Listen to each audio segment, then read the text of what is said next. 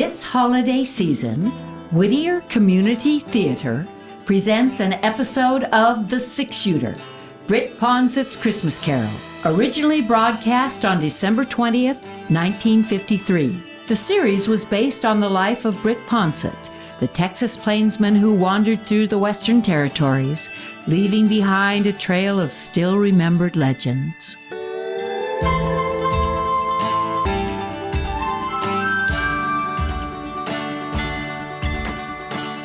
The man in the saddle is angular and long-legged. His skin is sun-dyed brown. The gun in his holster, gray steel and rainbow mother-of-pearl. Its handle unmarked. People call them both the Six-Shooter. There was a nip in the air. Not a freezing, biting, angry nip, but a sort of tingle that made the morning stars shimmer and swung them out of their orbits a little closer to the earth. It was a winter, all right, but not a hard winter. Not a winter when the cattle would come down from the high places, hooking their noses into the ice-encrusted ground. It was a mild winter. Mild enough so the breath on the boy on the pinto turned only a faint gray as he rode toward the campfire where the man was sitting.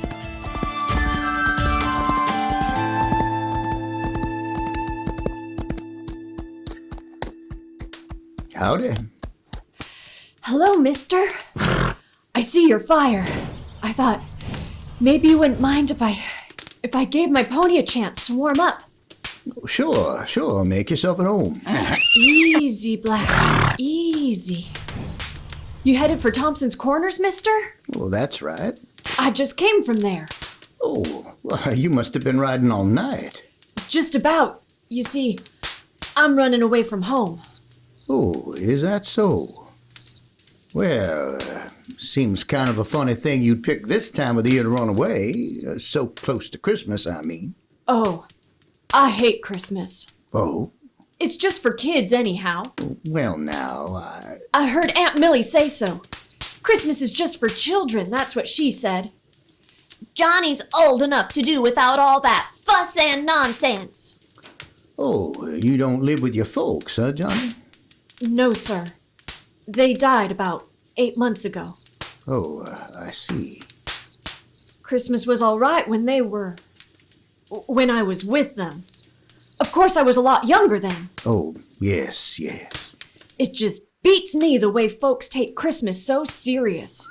Well, I don't know if... As if getting presents made any difference. As if I really wanted that pocket knife.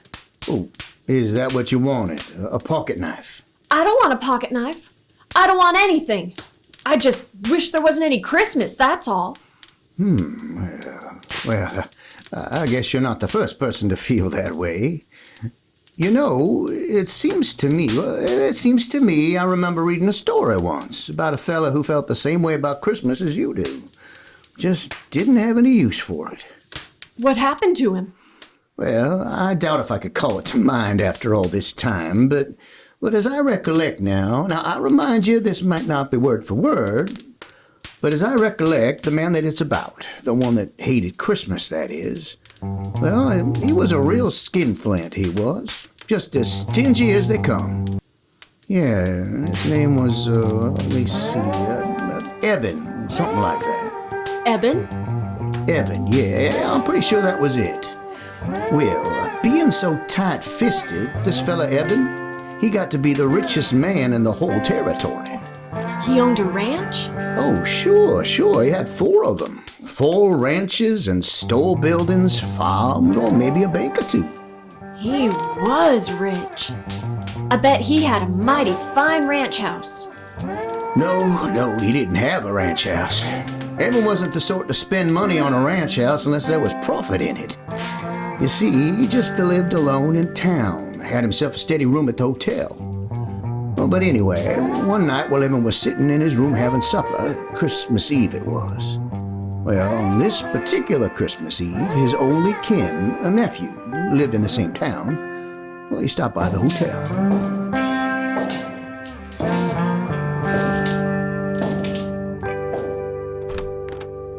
wish you a Merry Christmas, Uncle, and invite you to our place for dinner tomorrow. Christmas? Fiddlesticks! I suppose you'll be closing up your livery stable for the occasion? Why, sure, Uncle Eb. And just how will the horses know it's Christmas? Answer me that. Hell, if they don't know it, we will. Can I tell Sally to expect you at 3? You can expect me all you like, but I ain't coming. Not at 3 or any other time. Oh, if you're making so much money you can afford to be giving parties, maybe I ought to think about raising the rent on the stable. No, now. Now, you get out of here before I lose my temper. All this nonsense about Christmas. Fiddlesticks! Well, after that, Johnny, the nephew didn't stick around there. He got out of Eben's hotel room with a regular gallop. But it wasn't very long before Eben had another visitor. He was a young fella, tall, lanky, not very good at speaking. Just a plain and ordinary cowpoke. He was the foreman of the S&J ranch. Oh, well, it took you long enough to get here. Where have you been? Selling off some of my herd without telling me about it? No, sir. The day you rode by, I was out in the range hunting strays. It was a good thing I desired to check up on you for sure. What's that cabin doing over by Hobbit Creek? And who are those people staying there? Well, they're my family. I built the shack for them myself. I'm not going to have a bunch of nesters on my property. Now tear it down. One of my boys has been sick, and I can't afford to rent. As if that was my concern. It's up to you to take care of your family on what you earn. So see that you get rid of that shack tomorrow. But tomorrow is Christmas, sir. Oh, well, then you'll have plenty of free time to tear it down. I'll be out the day after to be sure you've done it. Good night.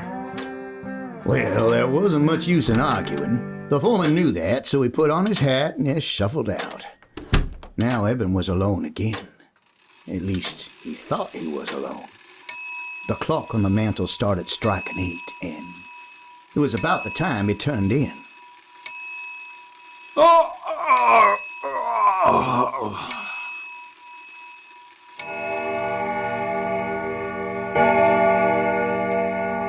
So he put on his flannel nightshirt, and he reached for the kerosene lamp to put on the stool beside the bed. And right about then, the strangest thing happened. What was that? Johnny, old Eben saw a man's face looking right at him from inside that lamp. Eyes and hair, nose and mouth, whiskers, all just as plain as day. Jake! It was old Jake, Eben's partner. There wasn't any mistake about it at all. It was Jake right to a T. Well, Eben sure didn't like the idea of having Jake right in the same room with him. You see, Jake had been dead for over 7 years. Well, not that Eben really believed in ghosts or haunts or anything like that. He told himself he was just imagining all this. I gotta get a hold of myself. He put out his hand to turn down the wick, but all of a sudden his fingers started trembling. There was Jake again, across the room this time, standing right by the mirror. Oh! And when the lamp slipped out of his hand, the room didn't get dark at all. Jake seemed to be surrounded by a splotch of bright yellow light. And he was wearing the same boots and breeches and leather jacket that he had on 7 years ago, the day he died. But as Jake came closer, Eben could see he was wearing something else. A small leather saddle strapped across his back. And hanging down from it were 2 saddlebags stuffed so full of gold nuggets and mortgage papers and land grants that Jake could hardly drag them across the floor. You recognize me, Eben? Sure, it's you, Jake. Well, sure, I would never forget you. But what are you doing here? And why are you wearing that getup? Always thinking about land and money. Always scheming and conniving. That's why I wear it. And that's why I come to warn you, Eben. The saddle you are fixing up for yourself is even heavier than mine. But I don't know what you mean, Jake. I ain't done no wrong. I ain't never done folks no wrong. Have you ever done 'em any good? Any good at all? Why, sure, I've worked hard. I've saved my money. I ain't been a burden on anybody. Oh, you should see our ranches, Jake. Oh, the way I've built them up. Oh, I seen 'em many times. And I seen a lot more than that, too. That's my punishment. To spend eternity traveling around, seeing mankind with its trials and tribulations, with its joys and hopes. Is that so terrible? Oh, Eiden, to watch 'em and not be able to help 'em, you'll find out how terrible it is. You'll find out. Now, there must be some way of avoiding this. You always were my friend, Jake. Tell me what to do. Eiden, you've got to find out for yourself. But how? Tonight at 1 o'clock, you'll be haunted by a ghost. Another ghost? Indeed, Eiden. Pay him some heed. Wait, Jake! Don't leave without... Jake! The yellow light sort of faded away and the ghost was gone. It was just like he hadn't even been there. And then something caught the corner of Eben's eye. A little glimmer on the floor, and he bent over to pick it up. What's this? A gold nugget. Oh, no. Now, where on earth did this... Oh. And then he remembered. Those saddlebags of Jake's, they'd been filled clear to the brim with gold nuggets. Gee whiz, a gold nugget? So Jake's ghost really had been there, huh, mister? Yeah, there wasn't any doubt about it, Johnny. Well, what happened then? Did the other spook turn up? The one Jake said was coming to see Eiden. Oh, sure, Johnny, sure. Yeah, he was right on time, too.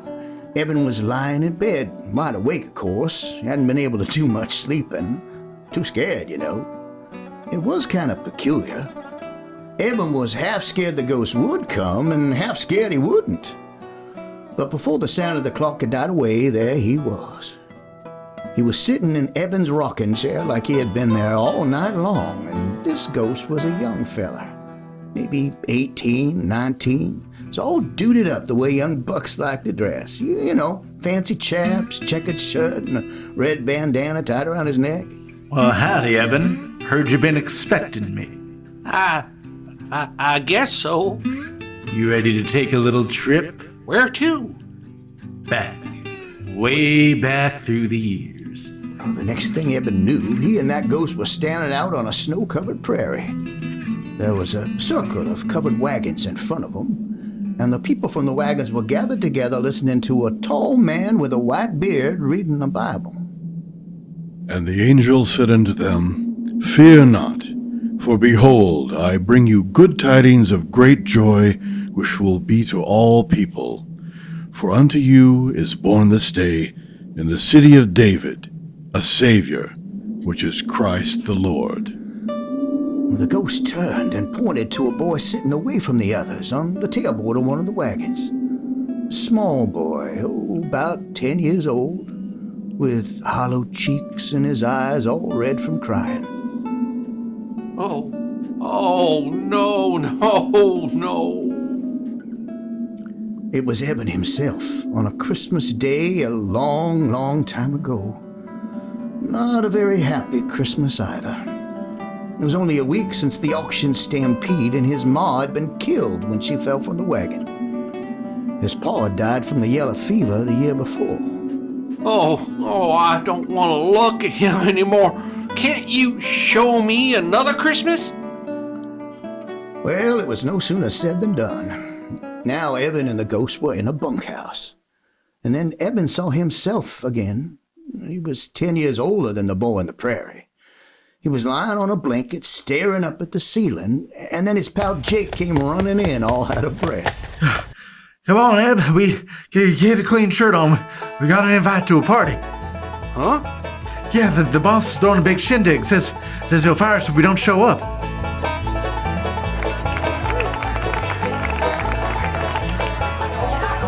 Evan couldn't help remembering that party. Oh, the roast beef and the baked ham, the square dancing, ooh, and the pretty girls.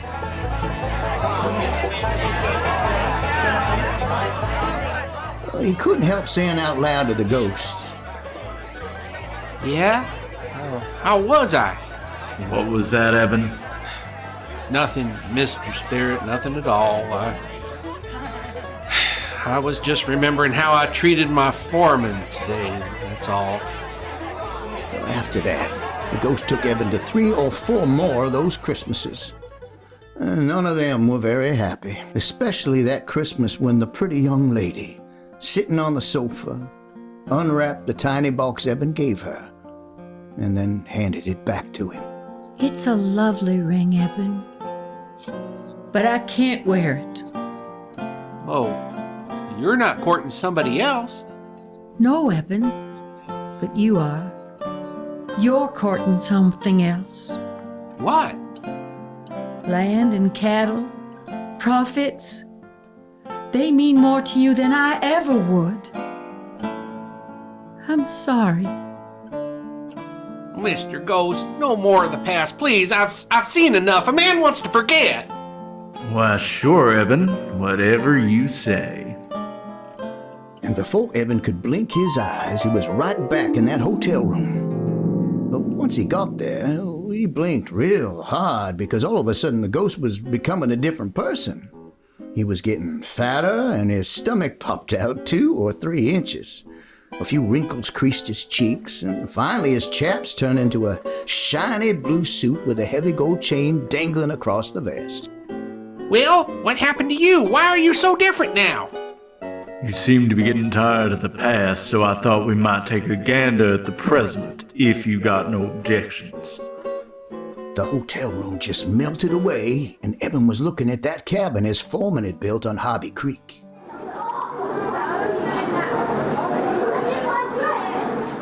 Well, that cabin sure was crowded. Oh, there must have been 5 or 6 children all helping their mother getting out the Christmas dinner. But when their father came in, he had a long face and a tired mouth, and his wife looked up and wanted to know what was troubling him. Well, I was thinking about old Evan. Well, that's not a very pleasant thought for Christmas, Bob. Oh, by the way, what did you want to tell me yesterday? Was it about this cabin? No, of course not. Well, let's get on with dinner. Sit down, everybody. Now, where is my Tim? Now, Bob looked all around the room. He was pretending he didn't see the little fella in the corner. The boy with the iron brace on his leg and a wooden crutch up against the wall. The little champ wasn't gonna be ignored. Here I am! Bob picked him up and carried him over to the table. God bless this food, this house, and us and our friends. Even old Evan. Amen. The family found that part about Evan a little hard to swallow, but they managed, and Tim was the last one to chime in. God bless us, everyone. Yes, Tim, Yes, bless everyone. us. Even old Evan. God bless us.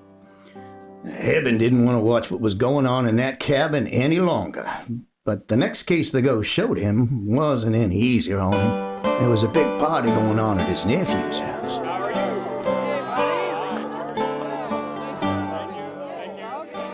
One of the ladies was blindfolded, you see, and she was trying to pin the tail onto a donkey. But there was something peculiar about this donkey, about the way it was drawn. It looked more like a person than an animal. Well, Evan recognized who it was supposed to be right away. You see, folks, I invited Uncle Evan to be with us, but he turned me down flat. So I figured we'd have him here in spirit, if not in the flesh. Right back in the hotel room again. That's where Evan found himself. Spirit, you showed me the past, the present. What's left to see? The future, Evan. the future. And that's how Evan came to see a Christmas of the future. A cold, bitter Christmas. There were two men standing on a street corner, coat collars turned up so they could keep out the snow. Oh, yeah. He's there all right. Dead as a doornail. Sure is a Christmas present I never expected. Well, at least whoever handles his property probably won't be as hard to deal with as he was. I wonder if they'll bother giving him a funeral. And in a frame house near the side of the street on the edge of town, a woman was speaking to her husband. Funny. To me, he's been dead for years. I haven't even thought of him since I don't know when. Wouldn't you know, once. Well, once. I was really fond of him. Ghost? Who are they talking about? Who is that man on the street? That woman I used to know? Who is it that's dead? Tell me. And the ghost slowly turned and stretched out a long, thin, bony finger. And right there at the end of that finger was a tombstone, all covered with weeds. Eben could barely make out the name that was carved out on it. Eben. Ebenezer Scrooge! No! No! No! No! No! What's this? Where am I? Where am I? You know what? He was right in his own bed, in his own nightshirt, and the sun was streaming through the frosted windows. But Eben didn't stay there for very long. No, not long at all. He got into his boots and trousers fast as he could and dashed down the stairs. Out into the street, and seeing that the store had been closed gave Eben quite a problem. Well, he'd have to make Fuzzy Wagner just open the butcher shop up, that's all. Of course, Fuzzy didn't have a choice, seeing that the shop was located at one end of the building. When Eben told him what he wanted, a turkey and a ham, well... No. You better make it 2 hams and send it up to the cabin on the S&J Ranch. And for them not to know that I ordered them. You understand? You understand me, Fuzzy? Now here's the money and a little extra for your trouble. Well, before Fuzzy could get his jaw shut up again, Eben was on his way headed straight out to his nephew's house. And Eben was the life of the party, too. Oh, the way he carried on, laughing and making jokes, telling stories about himself. He insisted when they used that donkey to put his face on it when they play games. Cause that's what I've been all these years. A real 4-footed, long-eared donkey. Yeah, that's right. The next morning, though, that's what Eben enjoyed the most. He was up bright and early and hitched the team to the buckboards and drove out to the S&J, hurrying up the horses all the way. Come on, Bess. Come on, Martha. If he could just get out there before his foreman started tearing down that cabin. Slow, Bess. Slow, Martha. Come on. Whoa. Well, Robert, I see you haven't carried out my orders. Well, it was Christmas. I just couldn't tell him. I'll do it today. No! This is the last straw. I'm not putting up with your shenanigans any longer, young fella. That cabin is coming down, no buts about it. And then we're gonna build a new ranch house in its place, big enough for you and your whole family. What? Oh, yes, and I'm also doubling your wages as of last week. Merry Christmas, Bob! Even if I am a day late. Oh, not a day. More like half a lifetime. But Merry Christmas anyway, and as your son says, God bless us. Everyone. Well, that's the way things worked out, Johnny, more or less. That's a fine story, mister. Real fine. I know why you told it to me. How's that? So I understand about Christmas and how important it is to do for other people instead of just thinking about yourself. Well, no, I didn't have that in mind. The story just happened to come into my head, that's all. Well, I want to give Aunt Millie something. A present, maybe. Oh, shucks, what could I give her? I don't have no money. Well, of course, lots of things don't cost 1 penny. Not a single red cent, you know. Huh? Well, now, let's see. I'll take that little spruce over there. It'd be real easy to cut that down, and with a little fixing and a few doodads from around the house, I bet you could make a Jim Dandy Christmas tree there. I suppose so, but what's a tree without something to put under it? Oh, yeah. I see what you mean. Johnny, you don't happen to know Jim Bender, do you? Thompson Corner has 3 daughters. He's only got 2, Sarah and Emmy. Oh, that's so. Well, I'm spending Christmas with them. It looks like I'm carrying an extra present. Oh, it's a real pretty little red bonnet with feathers on it. Oh, I couldn't take it, mister.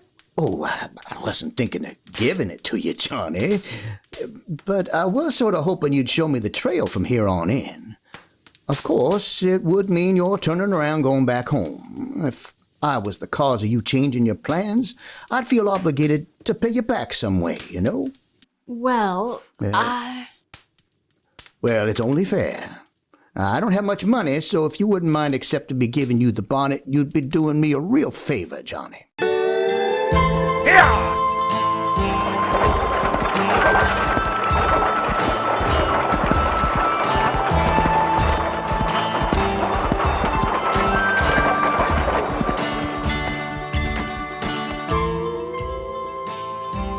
there's Aunt Millie, out in the yard.